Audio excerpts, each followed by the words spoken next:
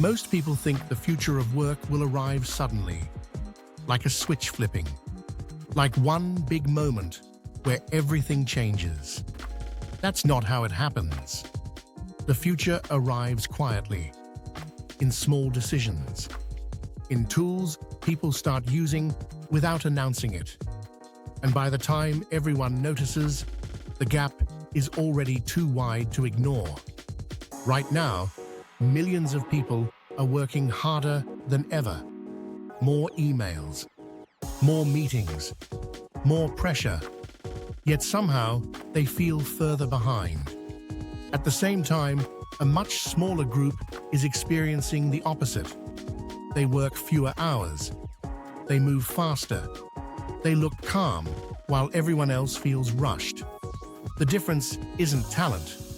It isn't luck. It's leverage. For decades, productivity meant effort. If you wanted more results, you worked longer. If you wanted to stand out, you did more than everyone else. That logic no longer holds. Today, effort without leverage is invisible, because machines don't get tired, they don't lose focus, and they don't care how busy you feel. They just execute. This is what AI actually changes. Not ambition, not intelligence. It changes the value of time. Tasks that once required hours now take minutes. Research, drafting, organizing information, summarizing decisions.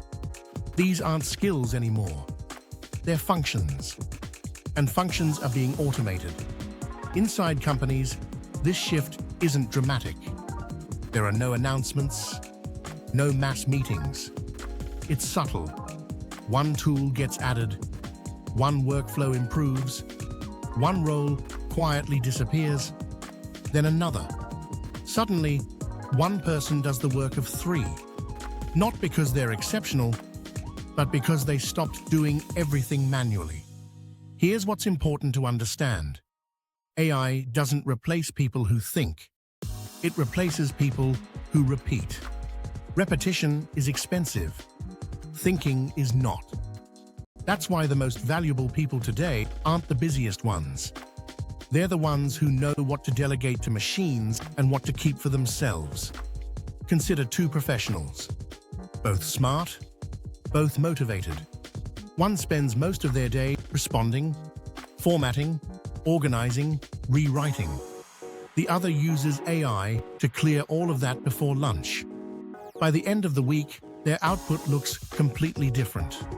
Not because one worked harder, because one understood leverage. This is why AI anxiety is growing. People sense that effort alone is no longer enough. They feel pressure but don't see a clear path forward.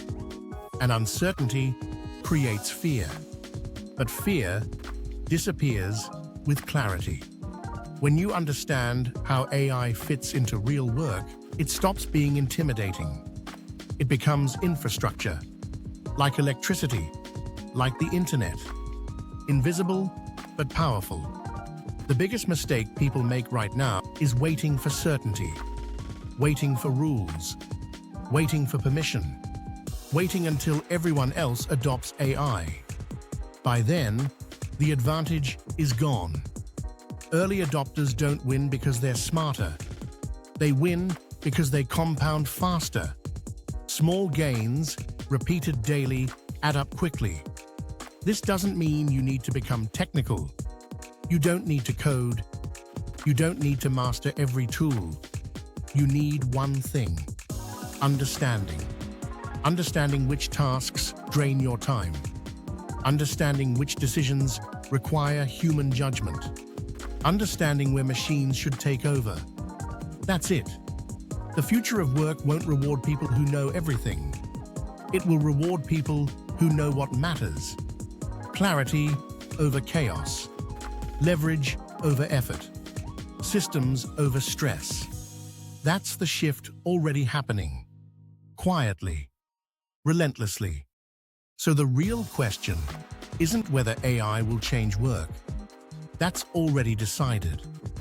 The real question is this: Will you keep doing everything yourself, or will you learn how to direct the tools? Because the people who adapt early don't just survive the future, they shape it. On this channel, we focus on clarity.